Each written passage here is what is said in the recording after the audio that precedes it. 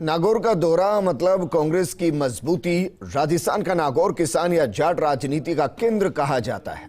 मुख्यमंत्री अशोक गहलोत और प्रदेश कांग्रेस के अध्यक्ष गोविंद सिंह डोटासरा ने नागौर का दौरा कर यहां की सियासी नब्ज को टटोला। गहलोत के दौरे का असर नागौर की 10 विधानसभा सीटों पर पड़ा है। कांग्रेस का नेतृत्व तो जानता है कि नागौर की धरती से निकला संदेश बीकानेर, शेखावाटी, ढूंढाड़ और मेरवाड़ा को प्रभावित करता है। ये रिपोर्ट देखिए।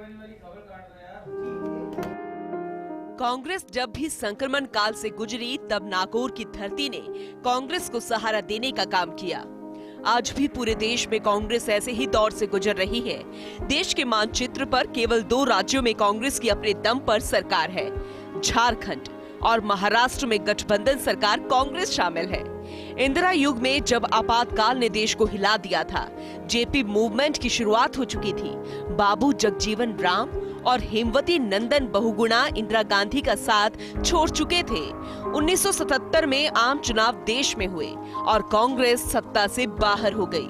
पूरे उत्तर भारत में कांग्रेस को 2 ही सीटें मिली। सबसे आश्चर्यजनक जीत रही राजस्थान की नागौर सीट से। यहाँ नाथूराम मिर्धा ने कांग्रेस की लाज बचाई, जबकि इन चुनावों में खुद इंदिरा गांधी चुनाव हार गई थी, वो भी राजनारायण से। मिर्धा के अलावा मध्य प्रदेश की छिंदवाड़ा सीट से गार्गी शंकर मिश्र ही ऐसे थे जिन्होंने संपूर्ण उत्तर भारत में 240 सीटों पर कांग्रेस की साख बचाने का काम किया। मिर्धा की जीत ने नागौर को भारत के सियासी मानचित्र पर स्थान दिला दिया था।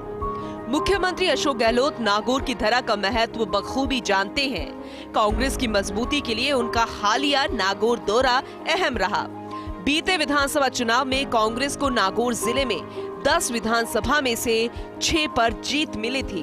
नावा से महेंद्र चौधरी अभी विधानसभा में उप मुख्य सचेतक है। जायल से मंजू मेघवाल, परबतसर से रामनिवास गावड़िया, लाडनू से मुकेश भाकर, डीडवाना से चेतन डूडी, डेगाना से विजयपाल मिर्धा। कांग्रेस के नागौर के जनप्रतिनिधियों में मुकेश भाकर और रामनिवास गावड़िया को सचिन पायलट कैंप में माना जाता है।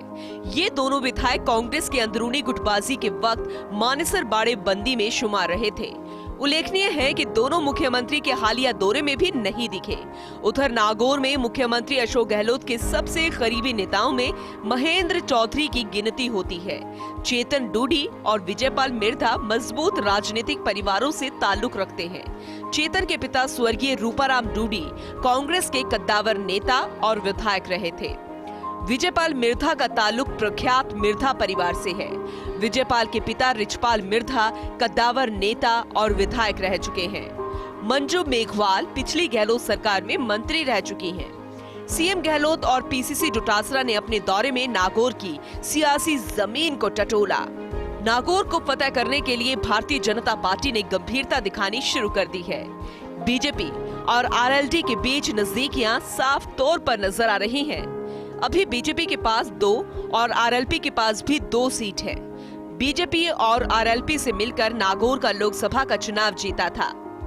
कांग्रेस ने अभी से सामाजिक ताने बाने को दुरुस्त करने का काम शुरू कर दिया है। नए समीकरणों के तहत मूल ओबीसी वोट बैंक पर भी कांग्रेस का विशेष फोकस रहेगा। परंपरागत मुस्लिम वोटों को साधने के लिए विशेष रणनीति पर काम हो रहा है।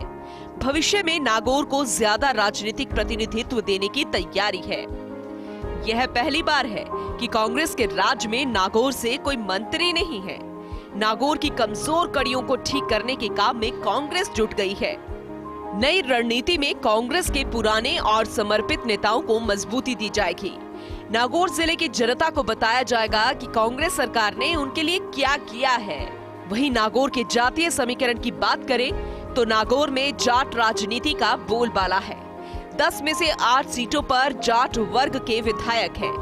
दलित, मुस्लिम और राजपूत वर्ग की आबादी यहाँ बहुतायत में है। कुमावत, माली और ब्राह्मण यहाँ सियासत को प्रभावित करते हैं। नागौर की धरती कई मायनों में खास है। ये गांव और किसान की धरती है, तो वहीं जमीनी राजनीति की भी पंचायती राज सिस्टम की स्थापना के लिए नागौर को माइलस्टोन माना जाता है। सालों पहले 2 अक्टूबर 1959 को तत्कालीन प्रधानमंत्री पंडित जवाहरलाल नेहरू ने नागौर की धरती से ही पंचायती राज व्यवस्था का आगाज किया था। नाथूराम मिर्धा और रामनिवास मिर्धा की सियासी धरती कई मायनों में कांग्रेस के लिए बेहद खास है। बहरहाल कांग्रेस के सामने अपने कुनबे को दुरुस्त करने से पहले चुनौती है नागौर की कांग्रेस में पनपी गुटबाजी को दूर करना। फर्स्ट इंडिया न्यूज के लिए योगेश शर्मा की रिपोर्ट।